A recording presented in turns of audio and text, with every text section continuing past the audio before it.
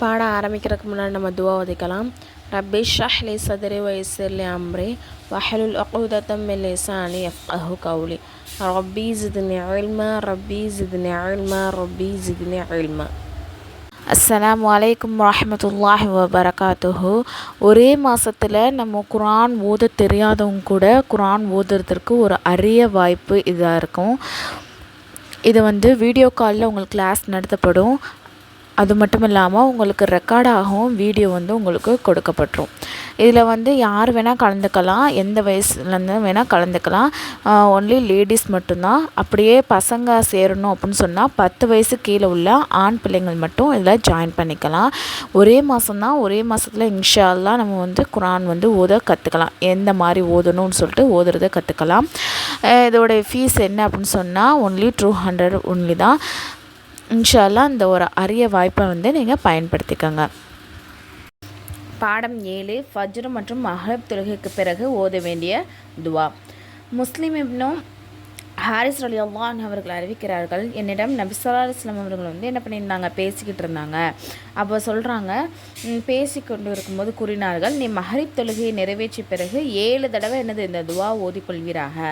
அப்படி நீர் இதை ஓதிவிட்டால் அன்று இரவு வஃபாத்தாகிவிட்டாலும் உமக்கு நரகத்திலிருந்து விடுதலை கிடைக்கும். அவ்வாறு ஃபஜ்ர் தொழுகையை நிறைவேற்றிய பிறகும் இந்த துவாவை ஓதிக்கொள்வீராக. அப்படி நீர் அன்று பகலில் வஃபாத்தாகிவிட்டால் உனக்கு நரகத்திலிருந்து விடுதலை கிடைக்கும் அப்படின்னு சொல்லிட்டு நபி ஸல்லல்லாஹு அலைஹி வஸல்லம் சொல்லியிருக்காங்க. அல்லாஹும்ம அஜிர்னி மினன்னார், யா அல்லாஹ் நரக நெருப்பிலிருந்து எனக்கு விடுதலை அளிப்பாயாக.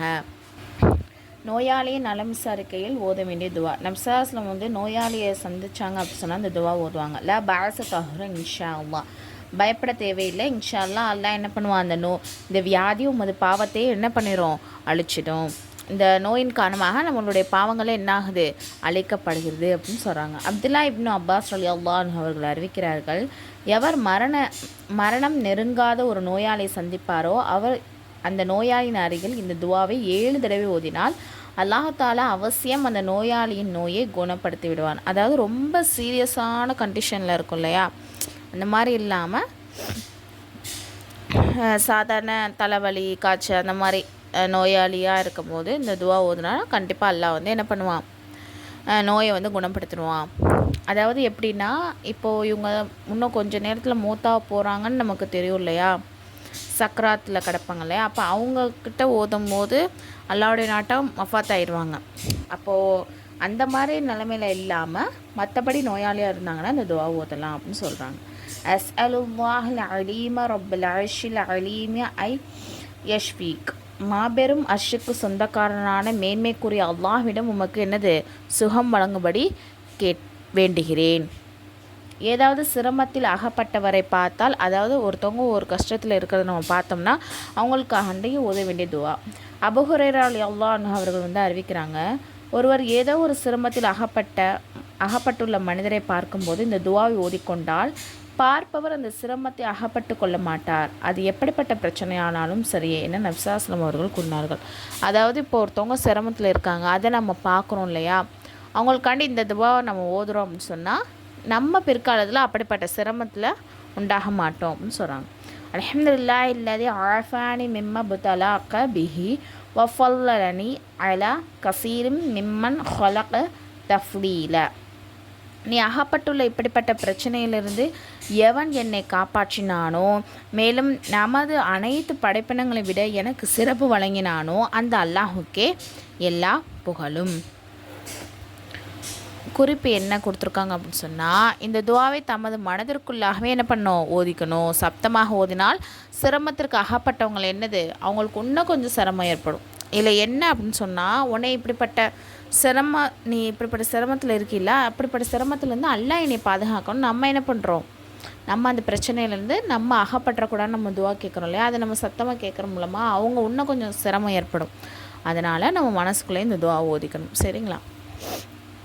சலாம் சொல்வதின் ஒழுக்கங்கள் என்ன அப்படின்னு சொன்னால், அறிமுகமாக அதாவது நம்மளுக்கு தெரிஞ்சவங்களுக்கும் தெரியாதவங்களுக்கும் என்ன பண்ணணும், முஸ்லீமான ஒவ்வொருத்தவங்களுக்கும் நம்ம சலாம் சொல்லணும். இப்போ நம்ம பெண்களாக இருந்தால் பெண்களுக்கு சலாம் சொல்லணும். ஓகேவா? அதே மாதிரி முந்தி கொண்டு சலாம் அவங்க முதல்ல சொல்லட்டும், அதுக்கப்புறம் நம்ம சொல்லலாம் அப்படின்னு இருக்காமல் நம்ம ஃபஸ்ட்டு சலாம் சொல்லக்கூடியவங்களாக இருக்கணும். சபைக்கு வரும்போதும் சபையிலேருந்து புறப்படும் போதே என்ன பண்ணணும்? சலாம் கூறணும். வீட்டில் நுழையும் போதும் வீட்டிலிருந்து புறப்படும் போதே என்ன பண்ணணும்? சலாம் சொல்லணும். குழந்தைகளுக்கு சலாம் சொல்லணும். சிறியவர் பெரியவருக்கு சலாம் சொல்லணும். வாகனத்தில் இருப்பவர் நடந்து, அதாவது நம்ம வாகனத்தில் இருக்கோம் அப்படின்னு சொன்னால் நடந்து போகிறவங்களும் சலாம் சொல்லணும். இப்போ ஒரு சிறிய கூட்டம் இருக்குது அப்படின்னு சொன்னால் பெரிய கூட்டத்திற்கு என்ன பண்ணணும்? சலாம் சொல்லணும். ஓகேங்களா? மக்கள் வந்து தூங்கி கொண்டிருந்தால் என்ன பண்ணணும்? லேசான குரலில் சலாம் இப்போ நம்ம வீட்டுக்குள்ளே வர்றோம், வீட்டில் உள்ளவங்க தூங்கிக்கிட்டு இருக்காங்கன்னு சொன்னால் லேசான குரலில் சலாம் சொல்லிட்டு உள்ளாக்கு வரணும். அஸ்ஸலாமு அலைக்கும் வரஹ்மத்துல்லாஹி வபரகாத்துஹு என்று முழுமையாக கூறுதல். வலைக்கும் அஸ்ஸலாம் வரஹ்மத்துல்லாஹி வபரகாத்துஹு என்று பதிலையும் முழுமையாக கூறுதல். சலாம் கூறி அனுப்பியவருக்கு இவ்வாறு. இப்போ வந்து நம்ம வெளியூரில் இருக்கிறவங்க இல்லாட்டி வேறு யாராச்சும் வந்து இவங்கள பார்த்தீங்கன்னா நான் சலாம் சொன்னதாக சொல்லுங்கள் அப்படின்னு சொல்லுவாங்க இல்லையா? அப்போ அப்படி நமக்கு வந்து யாராச்சும் ஒருத்தவங்க வந்து சொல்கிறாங்க, உடனே இவங்க வந்து உனக்கு சலாம் சொல்ல சொன்னாங்க அப்படின்னு நமக்கு வந்து சொன்னாங்கன்னா நம்ம என்ன அதுக்கு ரிப்ளை பண்ணோம் அப்படின்னு சொன்னால் அலைக்கு வலைஹி ஸலாமு ரஹ்மத்துல்லாஹி வபரகாத்துஹு அப்படின்னு சொல்லணும். சரிங்களா? முசா செய்வதோட ஒழுக்கம் என்ன அப்படின்னு சொன்னால் முதலில் சலாம் கூறி பிறகு முசாபா செய்யணும். சரிங்களா? முசாபா செய்ய முந்துதல், அதாவது ஃபஸ்ட்டு நம்ம செய்யக்கூடியவங்களாம் இருக்கணும்.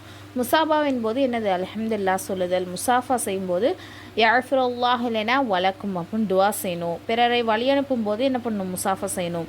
கையை விடுவிக்க தான் முந்தாமல் எடுத்தாது, அதாவது டக்குன்னு கையை எடுக்கிற மாதிரி இல்லாமல் துவாலாம் ஓதிட்டு அப்படியே எடுக்கணும்னு சொல்கிறாங்க. சரிங்களா? இப்போ ஒரு முஸ்லீம் வந்து நல்லா ஹாப்பியாக சந்தோஷமாக இருக்காங்க அப்படின்னா அவங்கள பார்க்கும்போது நம்ம என்ன ஓதணும்? அல்ஹக்கல்லாஹு சின்னக்க, அல்லாஹ் உங்களை என்னது சிரிச்ச நிலையிலே வைப்பானாக அப்படின்னு சொல்லிட்டு அவங்களுக்காண்டி நம்ம துவா செய்யணும். இது ஃப்ரீ முஅல்லமா கோர்ஸ். இதில் வந்து 1 இயர் கோர்ஸ். இதில் வந்து ஜாயின் பண்ண விருப்பம் உள்ளவங்க கீழே நான் டிஸ்கிரிப்ஷனில் வந்து டெலகிராம் லிங்க் வந்து கொடுத்துருக்கேன், அதில் வந்து ஜாயின் பண்ணிக்கோங்க. அதில் வந்து இன்னும் சில டீட்டெயில்ஸ்லாம் கொடுத்துருக்கேன்.